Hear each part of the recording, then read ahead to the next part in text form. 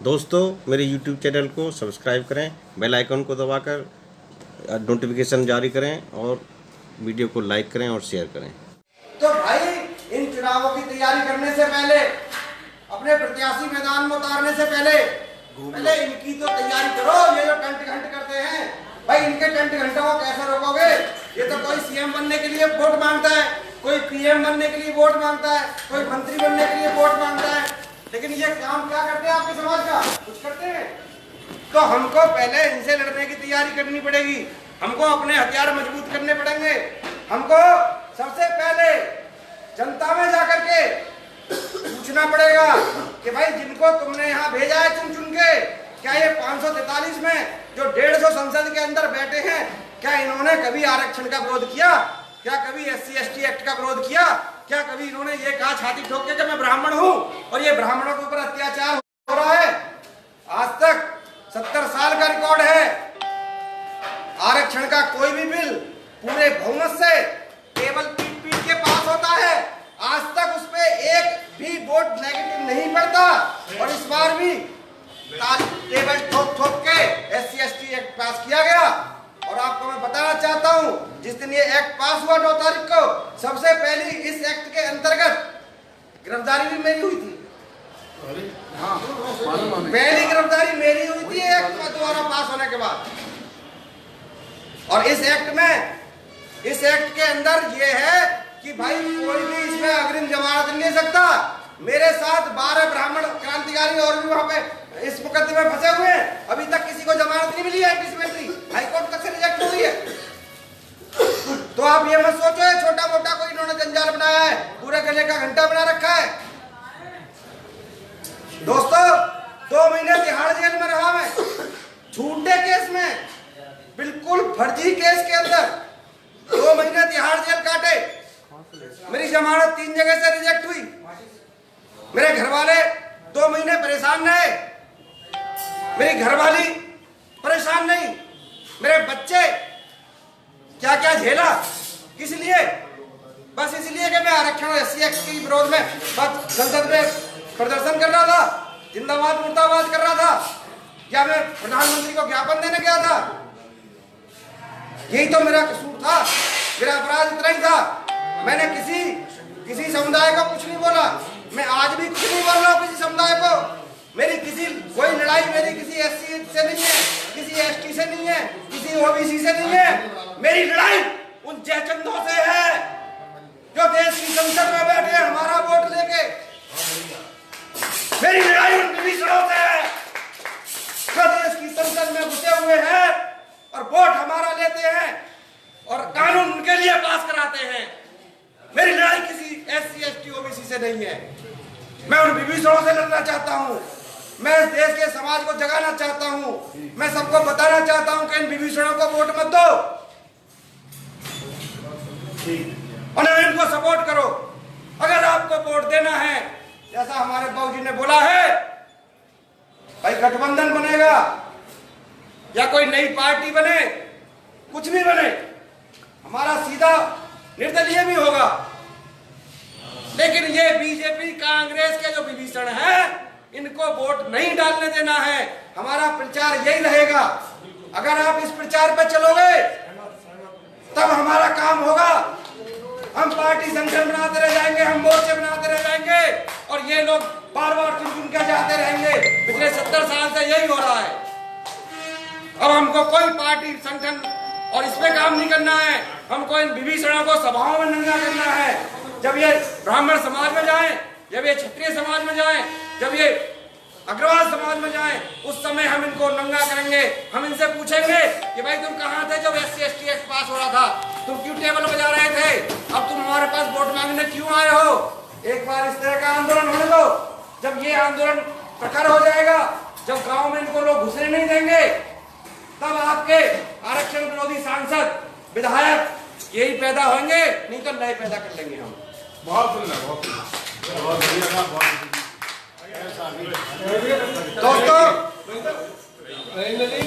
मैं ज्यादा नहीं बोलूंगा, फिर वही बात है कि हमारे यहाँ पे जो आज मीटिंग का विषय है वो ये है कि भाई जितने संगठन हैं देश भर में और जो यहाँ मौजूद हैं वो और जो यहाँ नहीं है, सोशल मीडिया के माध्यम से आज हम लोग अपने लिए काम नहीं कर रहे हैं, हम लोग देश के लिए काम कर रहे हैं। देश के अंदर कुछ जातिवादी ताकतें हैं, कुछ जातिवादी ग्रुप हैं जो कभी ये नहीं चाहते कि राष्ट्रवादी जो लोग हैं वो देश के अंदर एक शक्ति बने। आरक्षण की जो आवाज है, एससी एक्ट की जो आवाज है, वो किसी जाति विशेष के विरोध में नहीं है, ये राष्ट्रीय हित की लड़ाई है।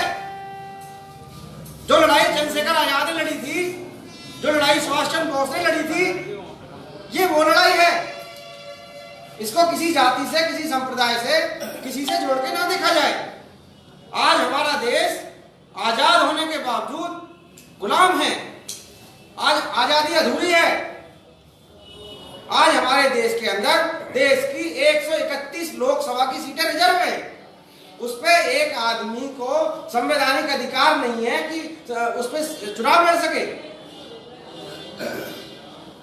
1225 विधानसभा की सीटें रिजर्व हैं। कितनी ही दे अपने आज तो सरकारी नौकरियों में आरक्षण, मैं कह रहा हूं आज अब बीएससी, बीकॉम, बीटेक आप कहीं चले जाओ, हर जगह 50%, 60% सीटें रिजर्व है। क्या है ये? डेमोक्रेसी है, ये डेमोक्रेसी है। बताओ कोई मानता है इसको डेमोक्रेसी? तो ये लड़ाई किसी जाति के लिए है, ये देश के लिए लड़ाई है। और आज क्या ये राष्ट्रवादी लोग हैं जितने बैठे हैं, हम राष्ट्र का भला चाहते हैं। आज जब राष्ट्रवादी लोग अपनी बात को रखते हैं, 9 अगस्त को जंतर मंतर के ऊपर हम लोग गए, क्यों गए?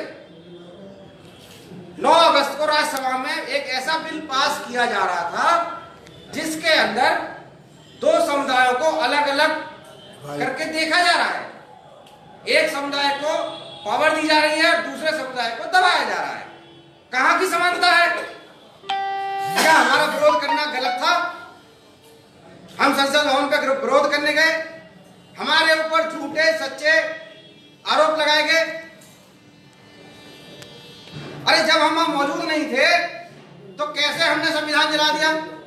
किसी ने अखबार के टुकड़े जला दिए, उसको लोगों ने संविधान बना के पेश कर दिया और उनकी बात मान ली गई। क्या कारण है, क्यों मान ली गई? मैं बताता हूं आपको। जो लोग जातिवादी लोग हैं, जो लोग राष्ट्र में जातिवाद घोलना चाहते हैं, वो लोग कश्मीर से लेके और कन्याकुमारी तक एक आवाज में इकट्ठे हो जाते हैं। आज आपका एक भाई जेल के अंदर से भी चिल्लाए ना तो हम लोग इकट्ठे नहीं होते। हमारे अंदर एकता की बहुत बड़ी कमी है। दूसरी बात मैं रखना चाहूंगा इसी मंच के माध्यम से, जिसके लिए आज ये मंच सजाया गया है, कि हम एक क्यों नहीं है, क्योंकि हमारे पास हर 3 आदमियों के पास एक संगठन है। हर 3 आदमियों के पास एक संगठन है। इस अलीगढ़ के अंदर, मैं आज अलीगढ़ से बोल रहा हूं, कोई बात बुरा ना माने, ये मैं आज समाज को एक आईना यहां दिखाना चाहता हूं कि इस अलीगढ़ के अंदर आपको राष्ट्रीय स्तर की 3 तो ब्राह्मण सभा मिलेंगी, कम से कम 3 आपको क्षत्रिय सभा मिलेंगी, 3 आपको अग्रवाल सभा मिलेगी, 5 कम से कम पार्टी रजिस्टर्ड होंगी यहां से जो आरक्षण का विरोध कर रही होंगी। मैं आपको बता रहा हूं, ठीक है। हर गली मोहल्ले की सभा अलग होगी, वो उस अलीगढ़ की जिला की सभा अलग होंगी सारी, ठीक है। और यहाँ पे जमा होगा, कासगंज होगा, जो भी यहाँ पे आसपास में इलाके, सबकी सभाएं अलग होंगी। एक बात और दूसरी इसके अंदर है कि अगर अलीगढ़ की सभा में कार्यक्रम हो रहा है, इधर में अगर पटरी के इस साइड होगा तो उस साइड वाले यहाँ नहीं आएंगे। बहुत बड़ी विडंबना है। तीसरी बात जो आज की मेन बात है, जो अभी तक यहाँ नहीं हुई है, आज मैं वो कहना चाहता हूँ।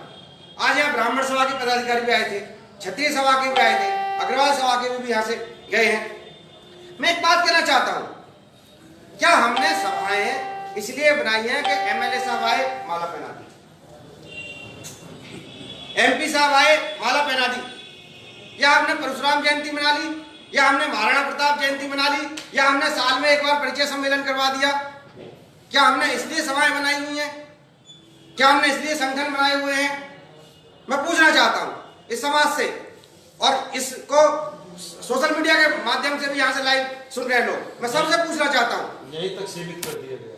क्या हम लोग सिर्फ इसलिए हैं कि विधायक जी को माला पहनाए, सांसद जी को माला पहनाए, और जब विधायक जी और सांसद जी जब बीजेपी से टिकट लेके आए, कांग्रेस से लेके आए, बसपा से लेके आए, सपा से लेके आए, तो हम क्या, हमारा ब्राह्मण टिकट लेके आया है, हमारा क्षत्रिय भाई टिकट लेके आया है, और हम उनका पहले स्वागत करें सभा में बुला के, फिर उनको वोट करें, फिर उनके साथ घूमे, गली गली वोट डलवाएं और कहें उनसे भाई हमारा ब्राह्मण है, इसको वोट डालो। हमारा आज यहाँ कितने बनिया बैठे होंगे, लेकिन जब आरसी गुप्ता ऐसे चुनाव लड़ेंगे ना, तो वो आरसी गुप्ता के साथ नहीं होंगे, वो बीजेपी के बनिया के साथ घूमेंगे। वो कहेंगे भाई बीजेपी वाले बनिया से ये जीतेगा, इसके साथ चलेंगे, ये हमारे 50 काम करवाएगा।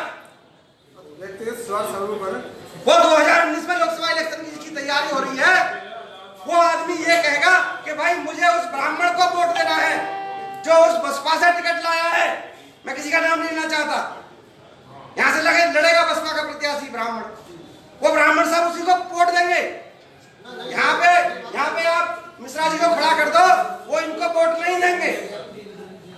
हमारे समाज की बहुत बड़ी विडंबना है। लेकिन मैं आज इस मंच के माध्यम से पूछना चाहता हूं अपने समाज से, ब्राह्मण समाज से, क्षत्रिय समाज से, क्या जब SC/ST एक्ट पास हो रहा था संसद के अंदर, क्या 543 सांसदों में, मेरे को कल एक आंकड़ा मिला, कल मैं बल्लभगढ़ वहां पे नजफगढ़ में एक सभा में था, ब्राह्मणों की सभा थी, उसमें मेरे को कल एक आंकड़ा मिला कि हमारे 56 ब्राह्मण हैं संसद के अंदर, 56 ब्राह्मण सांसद हैं संसद के अंदर। अब बनिया भी होंगे, राजपूत भी होंगे, यानी कि एक अगर हम करें तो कम से कम मुझे लग रहा है 150 के आसपास तो होंगे। तो 150 लोगों को तुमने चुन के भेजा, क्या उन्होंने एक ने भी संसद के अंदर आवाज उठाई? बैठ जाओ, फोटो कर ले। तो 2019 के अंदर 2019 के अंदर फिर हम उन्हीं लोगों को चुन के भेजेंगे।